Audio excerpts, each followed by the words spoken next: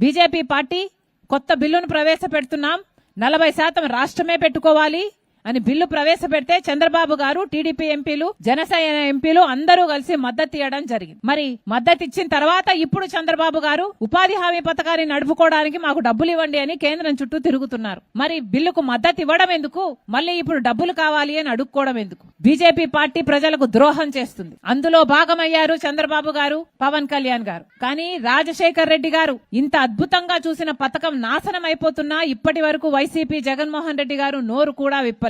ఇది చాలా దుర్మార్గం. పేదవాడి జీవన ఆధారానికి సంబంధించిన విషయం. ఈ నాయకులకు ఎవ్వరికీ పట్టినట్టు లేదు. అందుకే ఈరోజు కాంగ్రెస్ పార్టీ ఇదొక ఉద్యమంలా ఎత్తుకుంది. ఉపాధి హామీ పథకము లేకపోతే నిరుద్యోగం పెరిగిపోతుంది, వలసలు పెరిగిపోతాయి.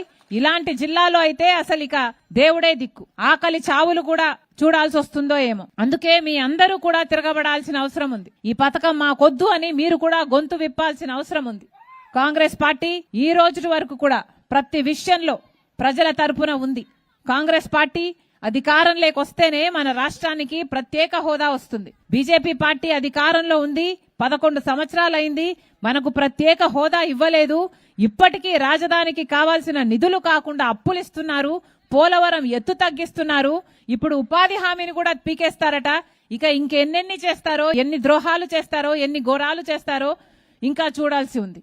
అందుకే చెప్తున్నాం, ప్రజలందరికీ కనువిప్పు కలగాలి. మళ్ళీ చెప్తున్నాం, మీ అందరూ కూడా గొంతు విప్పి మాకు కొత్త పథకం వద్దు, మాకు ఉపాధి హామీ పథకమే కావాలి అని మీ ఆఫీసర్లకు, మీ గ్రామ పంచాయతీలకు, మీ నాయకులకు మీరు చెప్పాల్సిన అవసరం ఉంది. కాంగ్రెస్ పార్టీ మీకు మాటిస్తుంది. ఈ పోరాటంలో మేము మీ పక్షాన ఉన్నాం, మీ వెనకాల ఉన్నాం. మీరు ముందుండి నడవండి, మీ వెనకాల మేమందరం కూడా నడుస్తాం. ఉపాధి హామీని నిలబెట్టుకునే దిశగా మనందరము చేయి కలిపి పనిచేద్దాం.